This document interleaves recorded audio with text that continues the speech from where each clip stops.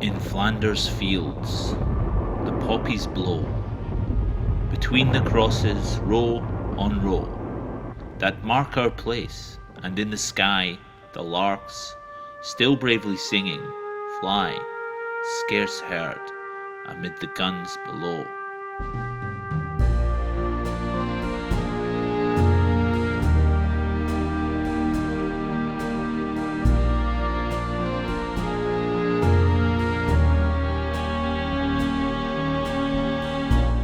One day,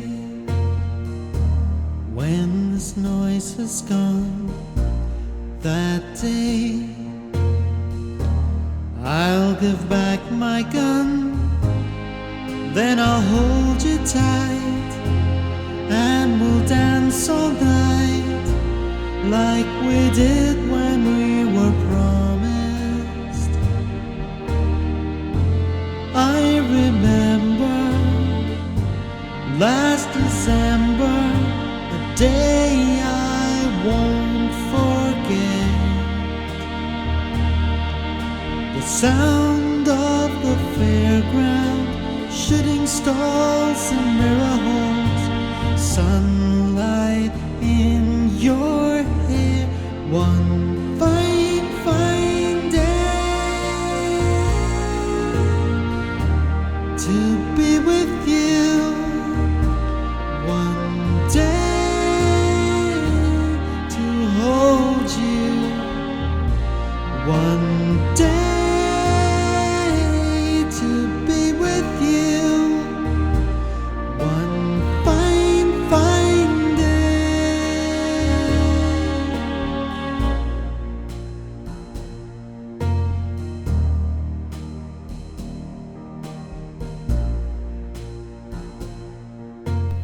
In August 2011, Benny Docherty and his sons Kevin, Martin and Peter took a short trip to France to visit the grave of their ancestor, Private Andrew Gibson, who had lost his life in World War I. When the Great War was declared in 1914, Andrew and his wife Bridget Gibson lived in Edmonton, London. Andrew had been a professional soldier in the past, and as part of the 4th Highland Light Infantry had served in the Boer War. It is unclear why he was discharged. However, it could be that he was wounded to some extent in that war. It's noted in his medical record as part of his enlistment for World War I that he had scars on his lower back.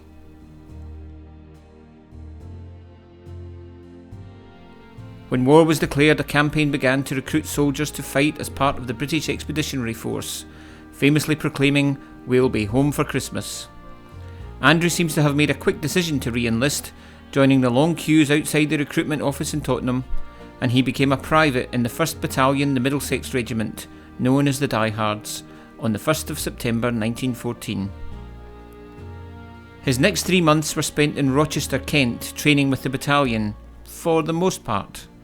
Staying out till 4:30 a.m. without permission earned him the punishment of being confined to barracks on 2 separate occasions, first for 3 days and then again for a further 7. Training completed, Andrew was then posted to join up with the British Expeditionary Force, now bogged down in stalemate with the German army in northern France. The Allied goal of preventing the German army from taking Paris had been achieved, but at a terrible human cost. Both armies were now well dug in, and any hope of being home for Christmas was fading fast. A system of trenches stretching from the Belgian coast to the Swiss border, around 500 miles, served as the front line. The troops of the 1st Battalion, the Middlesex Regiment, were defending the village of Hoopleen towards the end of 1914 into 1915. Andrew joined up with the battalion on the 3rd of December 1914. The battalion diary shows how difficult it was for the troops at this time. 8th of November 1914. On the 8th of November, D&C companies suffered, so the diary records a fearful shelling. 2 officers were wounded, 11 other ranks were killed and 38 wounded. On the 14th, the day the battalion was relieved, Captain G.R.K. Everett was killed by a sniper's bullet. The casualties between the 3rd and 4th of November: 1 officer killed, 2 officers wounded, 72 other ranks killed and 70 wounded. At the end of 3 days' rest, the battalion, in brigade, marched off to relieve the 20th Brigade in the trenches at Hoopleen, the 1st Middlesex remaining in brigade reserve, billeted in a factory. On the 25th, the battalion relieved the Royal Welsh Fusiliers on the front line east and northeast of, and about 800 yards from, Hooplain. All companies manning the fire trenches, which are described as very bad. Major Ash took over command of the battalion on the 29th of November. As we can see, conditions in the trench were horrendous. This photograph was taken on the 19th of December 1914. Back home, Bridget wrote to her husband. Dear Andrew, I got your postcard all right, but I sent you a letter. I'm sorry you did not get it. That is 2 shillings and I hope you get it and write when you get it. Tommy McKee has been made sergeant. Have your gloves made your hands warm? I'll send you some socks when I have finished them. You let me know when you shift. That will be all just now. With love from your wife, Bridget.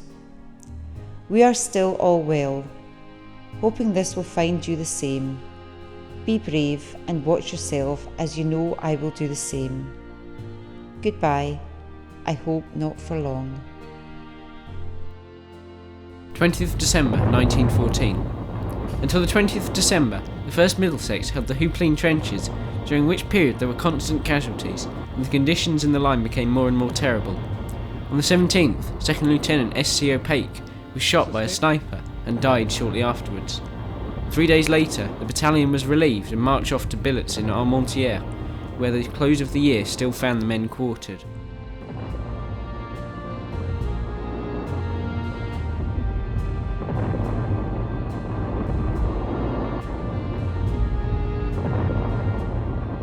Mud was everywhere, and a footnote to the 1st Battalion diary records, great difficulty was experienced with the rifles in the trenches.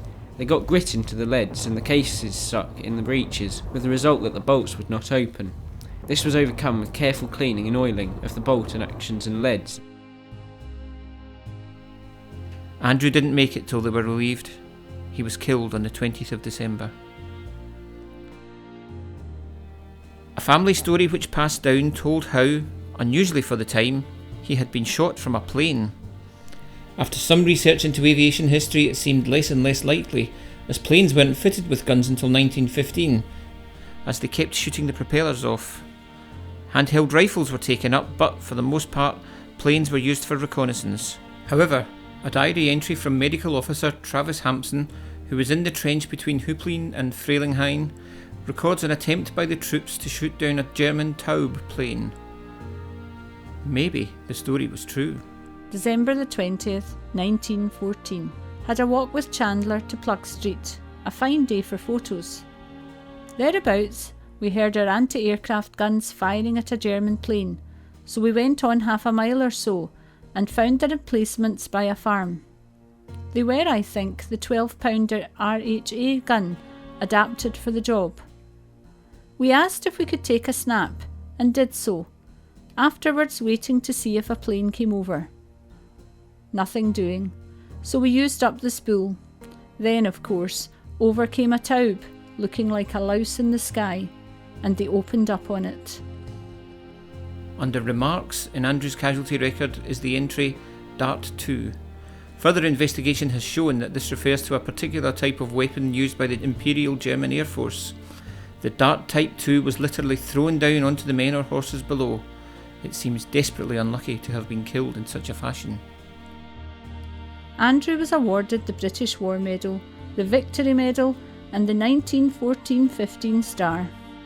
These medals combined were known as Pip, Squeak and Wilfred, after the popular cartoon characters of the time. Bridget was given the Memorial Plaque, also known as the Death Plaque. Andrew is buried in the town he died defending, Hooplain. One day, when this war is through, one day, I stare at your picture, recall when we took it, on the day you made me promise, each December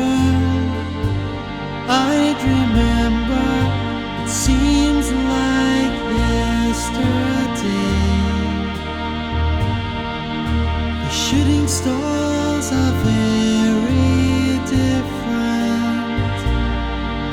The memories just the same of a fine, fine day.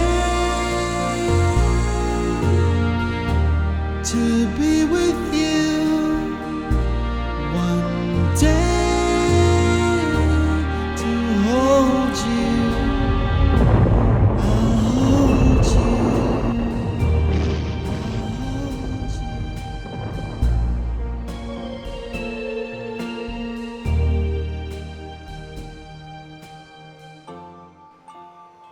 Take up our quarrel with the foe. To you from failing hands we throw the torch. Be yours to hold it high. If ye break faith with us who die, we shall not sleep, though poppies grow in Flanders fields.